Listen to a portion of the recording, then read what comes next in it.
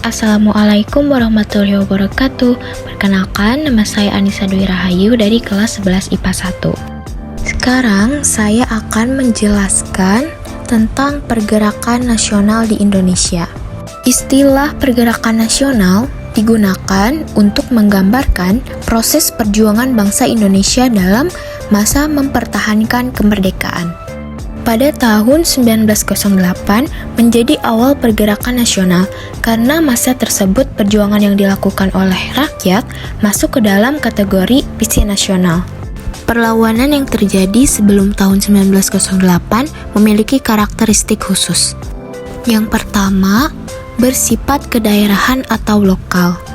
Perlawanan dilakukan oleh masing-masing kerajaan, martabatnya dilecehkan, kedaulatan dilanggar, dan kepentingannya terusik, tidak mencampuri urusan internal kerajaan lain. Kemudian yang kedua, bergantung pemimpin karismatik seperti raja, bangsawan, dan tokoh agama. Nah, misalnya bergantung atau mengandalkan tokoh yang memiliki pengaruh besar. Perlawanan terhenti jika tokoh tersebut tewas atau tertangkap. Contohnya Perang Diponegoro, Sultan Agung, dan Pattimura. Yang ketiga, bersifat fisik. Keempat, bersifat reaktif atau spontan. Dan yang terakhir, mudah dipecah belah. Perjuangan setelah tahun 1908 tidak terlepas dari politik etis atau balas budi. Politik etis atau balas budi merupakan pemikiran yang menyatakan bahwa pemerintah Belanda memegang tanggung jawab moral bagi kesejahteraan bumi putra. Sebenarnya banyak pihak yang menghubungkan kebijakan politik etis dengan tulisan-tulisan dan pemikiran Van Deventer. Selanjutnya yaitu bersifat nasional. Hampir seluruh wilayah Nusantara menjadi satu kesatuan politik, hukum, dan pemerintahan di bawah kolonial Belanda. Kemudian digerakkan oleh kaum terpelajar. Kaum terpelajar di Indonesia akibat politik etis yang diterapkan. Yang terakhir yaitu menggunakan jalur organisasi. Penyebab terjadinya pergerakan nasional sendiri dibagi menjadi dua kelompok, yaitu faktor internal dan faktor eksternal. Faktor internal itu adalah faktor dalam negeri. Ada beberapa faktor yang menjadi penyebab timbulnya pergerakan nasional yang bersumber dari dalam negeri, yaitu kacaunya kondisi sosial, ekonomi, dan politik di Hindia Belanda, dan munculnya golongan terpelajar, lalu tumbuhnya kenangan terhadap kejayaan masa lampau. Dan ada pula faktor eksternal. Faktor eksternal merupakan faktor yang berasal dari luar bangsa Indonesia. Di antaranya, munculnya pergerakan nasional di negara-negara Asia Afrika, kemenangan Jepang atas Rusia, masuk dan berkembangnya paham baru.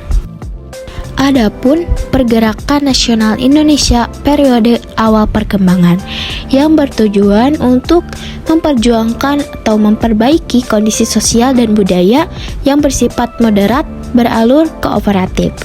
Nah, salah satu organisasi yang berdiri di periode awal perkembangan yaitu Budi Utomo. Budi Utomo adalah organisasi modern pertama yang berdiri pada 20 Mei tahun 1908 yang digagas oleh Dr. Wahidin Sudirohusodo. Dan organisasi yang kedua yang berdiri pada periode awal perkembangan yaitu Serikat Islam.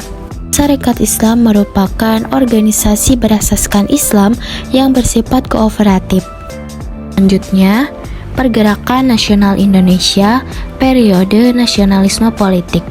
Organisasi yang berdiri pada periode ini yaitu Indische Parties atau IP yang didirikan di Bandung pada 25 Desember 1912. Pendirinya yaitu Tiga Serangkai. Tiga serangkai ini terdiri dari Setiabudi Danudirja, Cipto, dan Ki Hajar Dewantara. Yang kedua, Gerakan Pemuda.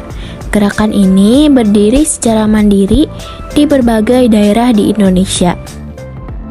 Nah, Pergerakan Nasional Indonesia periode radikal, salah satunya yaitu Perhimpunan Indonesia atau PI, yang berdiri pada tahun 1908. Pemerakarsanya yaitu Sultan Kasayangan dan Raden Mas Noto.